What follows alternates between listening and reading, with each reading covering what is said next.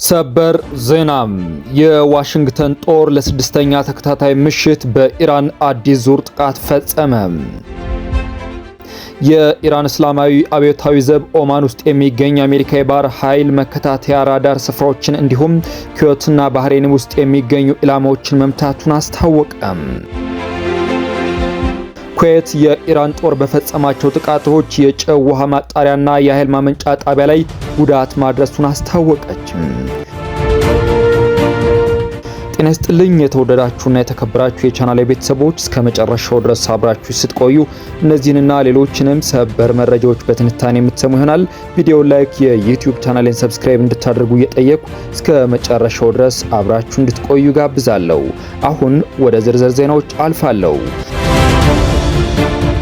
በቀዳሚነት አሜሪካና ኢራን ሆርሙዝ ወሽመጥን ለመቆጣጠር የሚያደርጉት ውጊያ ቀጥሎም የዋሽንግተን ጦር ለስድስተኛ ተከታታይ ምሽት በኢራን አዲስ ዙር ጥቃት ፈጸመ። ሐሙስ ሌሊት የደረሱት ጥቃቶች በድጋሚ ያገረሸው የሁለቱ ሀገራት ግጭት እየተባባሰ መሆኑን የሚያመለክቱ ናቸው። አሜሪካ የኢራን ድልድዮች፣ ባቡር ጣቢያና የአየር ማረፊያን ጨምሮ በተለያዩ የሲቪል መሰረተ ልማቶች ላይ ጥቃት መፈጸሟን የቴህራን የመንግስት መገናኛ ብዙሃን ዘግበዋል። በሆርሙዝ ጋን ግዛት ከባንደር አባስ በምዕራብ አቅጣጫ የሚገኝ አንድ ድልድይ መመታቱን ቢቢሲ አረጋግጧል። ቢቢሲ ስለ ጥቃቱ ለዋይት ሃውስና ለአሜሪካ ጦር ማዕከላዊ እዝ ወይም ሴንትኮም ጥያቄ አቅርበዋል። በተጨማሪም የአሜሪካ ሚሳኤሎች በሆርሙዝ አቅራቢያ የሚገኘውን ቃሽም ደሴት እንዲሁም የኒውክሌር ኃይል ማመንጫ ጣቢያ መገኛ የሆነው ቡሼህርን መትተዋል። የወደብ ከተማው ባንዳር አባስም የሚሳኤል ኢላማ ሆኗል። የአሜሪካ ማዕከላዊ እዝ የተፈጸሙት ጥቃቶች የኢራን ወታደራዊ አቅም ይበልጥ ለማዳከም ያለሙ እንደሆኑ ገልጿል። በተጨማሪም አሜሪካ በሆርሙዝ ወሽመጥ ላይ የጣለችውን እገዳ ሊጥስ የነበረ አንድ መርከብን መቆጣጠሩን አስታውቋል። ሴንትኮም በዚህ ዙር ጥቃት የተደበደቡ በሚል በዘረዘራቸው በርካታ የኢራን ጦር ኢላማዎች ውስጥ ድልድዮችን አልጠቀሰም።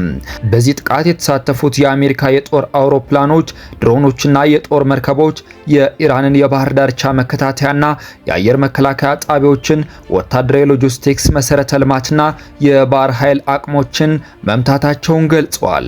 ፕሬዚደንት ዶናልድ ትራምፕ ቴህራን ወደ ድርድር የማትመለስ ከሆነ በሀገሪቱ ውስጥ የሚገኙ ድልድዮችና የኃይል ማመንጫዎችን እንደሚመቱ በዚህ ሳምንት መጀመሪያ ላይ ዝተው ነበር። ፕሬዚደንቱ ባለፈው ሚያዝያ ላይም ድልድዮችና የኃይል ማመንጫዎችን ጨምሮ የኢራን የሲቪል መሰረተ ልማቶች እንደሚደበደቡ መናገራቸው ይታወሳል። በወቅቱም የተባበሩት መንግስታት የሰብአዊ መብቶች ከፍተኛ ኮሚሽነር ቮልከር ቱርክ ሆነ ብሎ ሲቪሎችና የሲቪል መሰረተ ልማቶችን ማጥቃት የጦር ወንጀል እንደሆነ መናገራቸው ይታወሳል። በ1949 የወጣውና በጦርነት ወቅት የሚከበሩ ሰብአዊ ስነ ምግባሮችን የሚዘረዝረው የጄኔቫ ስምምነት ለሲቪሎች አስፈላጊ እንደሆኑ በሚታሰቡ ስፍራዎች ላይ ጥቃት መፈጸምን ይከለክላል።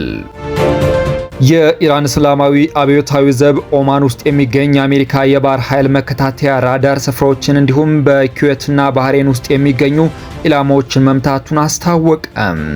ሶሪያ ውስጥ የሚገኝ የአሜሪካ የልዩ ዘመቻ እዝ ማዕከል ላይም ጥቃት መፈጸሙን ገልጿል። ኦማን ውስጥ በተፈጸመው ጥቃት የባህር ኃይል የቁጥጥር ራዳርና የአሜሪካ አየር መቆጣጠሪያ ራዳር መመታታቸውን ዘቡ ባወጣው መግለጫ ጠቅሰዋል። በኃይል የሚፈጸሙ የአጸፋ ዘመቻዎች ይቀጥላሉ። የሆርሙዝ ወሽመጥም በአብዮታዊ ዘቡ ባህር ኃይል ቁጥጥር ስር እንደሆነ ቀጥሏል ብለዋል። የአሜሪካ የልዩ ዘመቻ እዝ ማዕከል ላይ ተፈጽሟል በተባለው የሶሪያው ጥቃት በርካታ የልዩ ሄሊኮፕተሮችና በርከት ያሉ አሜሪካውያን ኃይሎች ኢላማ መደረጋቸውን ጠቅሰዋል።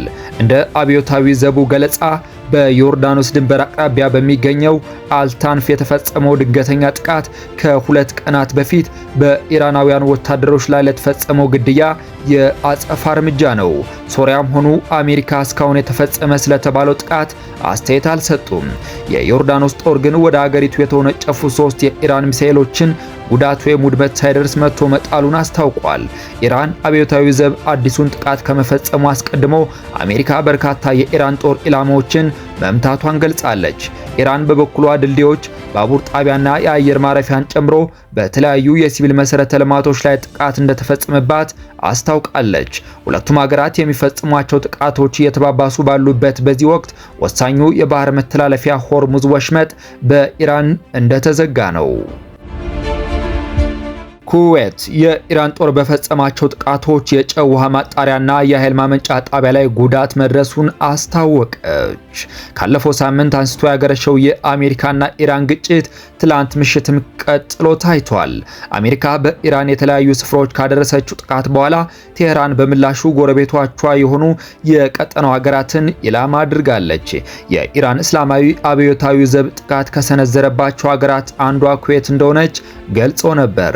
የኩዌት የኤሌክትሪክ ሚኒስቴር ባወጣው መግለጫ የኢራን ጥቃት በኤሌክትሪክ ኃይል ማመንጫ ጣቢያና የጨው ውሃ ማጣሪያ ላይ ጉዳት ማድረሱን አስታውቋል።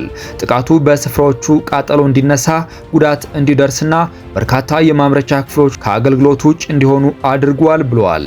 በተቋማቱ ላይ ስለደረሰው ጉዳት ተጨማሪ መረጃ እስካሁን ድረስ አልተገለጸም።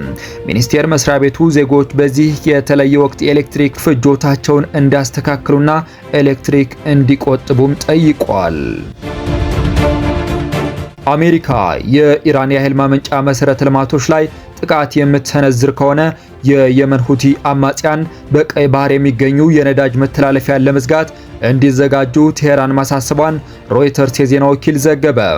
የኢራን አመራሮች በጉዳዩ ላይ እንደተወያዩና በየመን አጋሮቻቸው ለሆኑት ሁቲዎች መልእክቱ እንደተላለፈ ለጉዳዩ ቅርበት ያላቸው ሁለት ከፍተኛ የቴህራን ባለስልጣናት ተናግረዋል። የሮይተርስ ዘገባ እንደሚጠቁመው ጉዳዩ ስሱ ከመሆኑ የተነሳ ባለስልጣናቱ ማንነታቸው እንዲገለጽ አልፈቀዱም። ከዚህ ቀደም ስለ ጉዳዩ ምንም ያልተሰማ ሲሆን የሁቲ አማጽያንም በቅርቡ መልእክቱ እንደደረሳቸው ተጠቁሟል። መልእክቱ በምን መንገድ እንደተላለፈ እንዲሁም መልእክቱ የተላለፈው ማክሰኞ ፕሬዚደንት ዶናልድ ትራምፕ የኢራንን የኃይል አቅርቦቶች መሰረተ ልማቶች ለመምታት ከዛቱ በኋላ ስለመሆኑ የሮይተርስ ምንጮች ማብራሪያ አልሰጡም። የኢራን የውጭ ጉዳይ ሚኒስቴርና የሁቲ ቃል አቀባይ በጉዳዩ ላይ ከሮይተርስ አስተያየት እንዲሰጡ ለቀረበላቸው ጥያቄ ምላሽ አልሰጡም። ፊፋ እሁድ ዕለት በአርጀንቲናና በስፔን መካከል በሚካሄደው የፍጻሜ ጨዋታ አሸናፊ ለሚሆነው ቡድን የዓለም ዋንጫ ቀለበቶችን እንደሚሸልም ሲገልጽ ዶናልድ ትራምፕም ግጥሚያውን ይታደማሉ ተብሏል። ለአሸናፊ ተጋጣሚዎች ቀለበቶችን መሸለም በአሜሪካ ስፖርት ውስጥ የተለመደ ባህል ነው። የዓለም ዋንጫ አሸናፊ ለሚሆነው ቡድን 30 ቀለበቶች የሚቀርቡ ሲሆን በተጨማሪ 1996 ቀለበቶች ለደጋፊዎች ይሸጣሉ።